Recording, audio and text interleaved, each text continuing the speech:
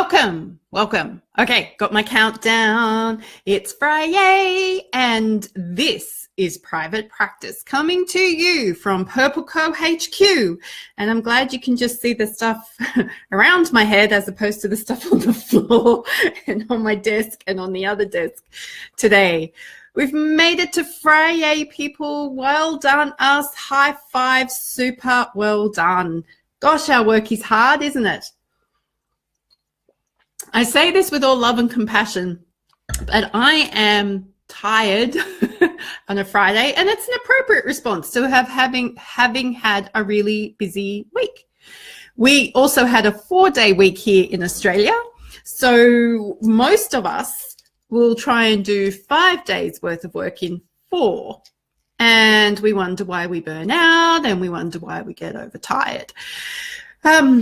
But having the Wednesday as the day off this week was weird and unhelpful. And oh, okay, Wei, thank you for letting us know that not everyone had a 4-day week.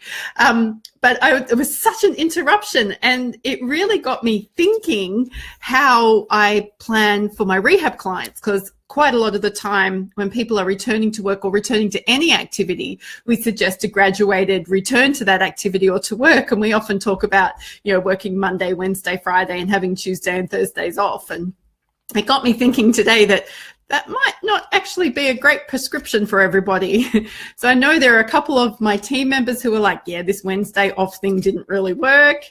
I personally woke up on Thursday feeling like should have been a Sunday. So I'm sure I'll wake up tomorrow and be totally confused again, but that's okay.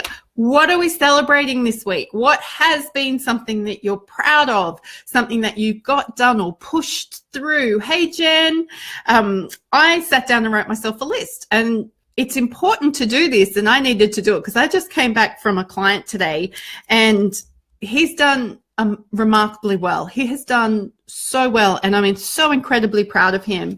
And we had a big review meeting with a whole heap of family members and other rehab service providers. This is a young man living with a brain injury. And he and I were so excited about what we were going to share, but there were people in that room who weren't as excited about his outcomes as what we were. And it kind of left me feeling deflated. And it was like, wow, why can't people get it? Like, I really wanted to slap somebody, and not him and not me. And yes, I do talk like that, but nobody got slapped. I did get a little bit upset on his behalf, but yeah, that's what makes me good at what I do. So I needed to think about what successes we had this week and how can I remind myself, because Monday feels like a really, really long time ago. Hey, Nicola, thank you. Monday feels like a really long time ago. So I'll share with you the successes that we've had this week, okay? While you guys get ready to type for me what your successes were.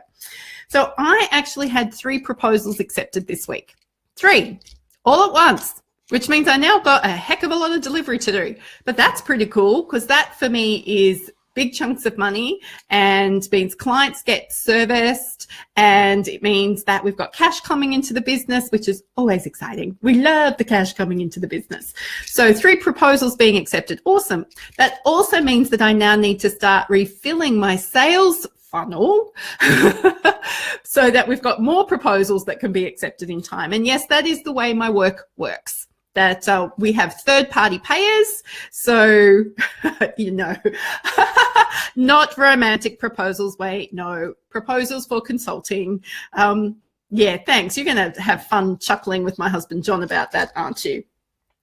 I actually got to start with a brand new practice building client this week in central USA, so I got to learn that there is a whole new time zone. So there's East Coast, there's West Coast, and there's a whole one dedicated to the middle. Wasn't aware of that. There you go. And she's just finished her dissertation.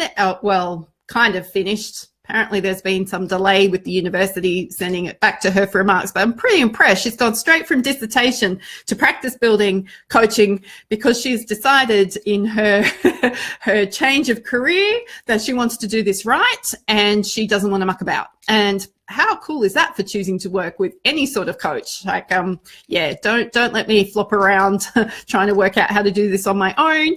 I'm going to get some strategic advice and help. So I'm pretty excited about starting with a new client.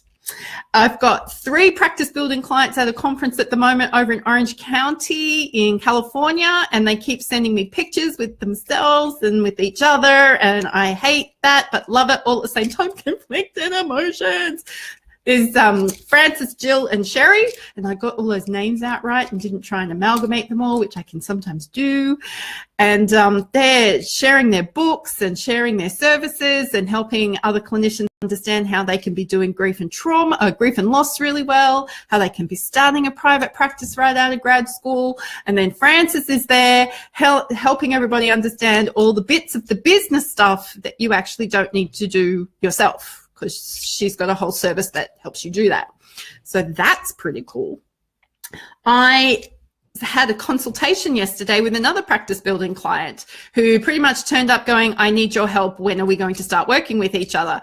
Which is unusual. Usually that takes a bit of conversation, but we've actually been having conversations since December when we first met. So that's pretty cool. And I'm really looking forward to starting with her. But that's made me think about my caseload today and made me think about my commitment to my clients, because one of the things that I hate is when I run behind and when I am feeling overfull and overcommitted, because I get paralyzed and I sit staring at my computer, and that's when I usually start baking and cleaning instead of doing the things in front of me. So chances are that I'm going to have to close my books on coaching clients in a couple of months. So that's pretty cool for me. I haven't been that full since 2011, 2012. So that's pretty cool. And super exciting news before I start reading everybody else's comments. We here at Purple Co have had our biggest revenue month of the year. Hurrah! Yes. Cash flow is king. We love the cash flow. And my new bookkeeper, Faith, has been working incredibly hard with Paula and with the fantastic Sophie. And we are learning how to use our computer software that I've been paying subscriptions for forever and a day properly, and getting things tidied up and sorted out. And that is giving me such a sense of relief and control. Yes, Wei. Knowing where all the money is going is also incredibly helpful, not just seeing it come in and then automatically disappear. So what else is everybody celebrating? Jen, you're recovering. Yay. That means you're not pushing yourself too hard. So I'm very proud of you, and I'm looking forward to seeing all the fantastic stuff that happens with your event. You've got an event happening in September, October. That looks cool. And it's here in the gorgeous Blue Mountains. So that is going to be fun. So Jen, well done you for not actually pushing your recovery and just doing recovery properly. Well done you. Hey, Fern, nice to have you on the call. And Nicola, oh yeah, okay. So Nicola is celebrating the fact that she's actually got a podcast. Yes, Nicola, the queen of content, has actually got a podcast. And I listened to episode 8 today. So I didn't start at 1 because, why would I do that?